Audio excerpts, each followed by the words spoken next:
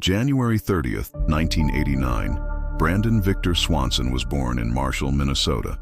He was a bright student who loved reading, especially science. After graduating high school, he stayed home for a year, studying renewable energy and wind turbines at a local technical college. He had big plans and looked forward to going further.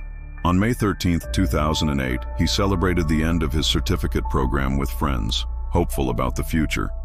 That evening started quietly with a small gathering in Lynd, about 7 miles from his home. Brandon had one drink and seemed fine. Later, he drove toward Canby to say goodbye to a friend who was moving away. Another party followed. Just friends, music, laughter. He had 1 or maybe 2 drinks. All seemed normal. He left around midnight on a route he knew well, a drive he'd made many times between home, school, and friends. But in the dark, something changed. On Highway 68, his Chevy Lumina drifted off the road and got stuck in a ditch. No crash, no injuries, just stuck. He called his parents just before 2 a.m. They set out to find him. Brandon said he was between Lynd and Marshall. 20 minutes later, his parents drove to where they thought he was, but couldn't locate his car. They drove up and down the road, trying to flash their lights, honk horns, but nothing. Brandon could see lights off in the distance, perhaps Lynd, but nothing that matched where they were. He became frustrated. His parents stayed on the line with him as he decided to walk toward those distant lights, which he believed were Lynd. He walked off the shoulder, through fields, past fences, heard running water. His phone calls pinged off a cell tower near the small town of Taunton, 25 miles from Lynd in a direction he did not believe he was going.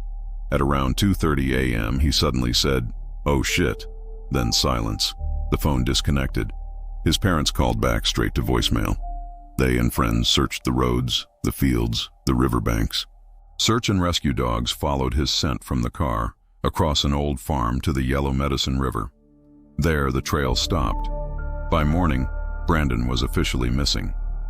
His family hoped for quick answers, but police treated his disappearance with delay. Some initial reports suggest that because he was an adult, authorities were less urgent. Some confusion around where he actually was and what clues were trustworthy. Over the years, volunteers, family, law enforcement searched Taunton, Lynd, the river, the woods. Years passed without a single confirmed sighting of Brandon. No phone, no glasses, no trace. Brandon was 19 years old when he vanished. To this day, his disappearance remains unexplained. Did he slip quietly into the night, disoriented, lost? Did something else happen?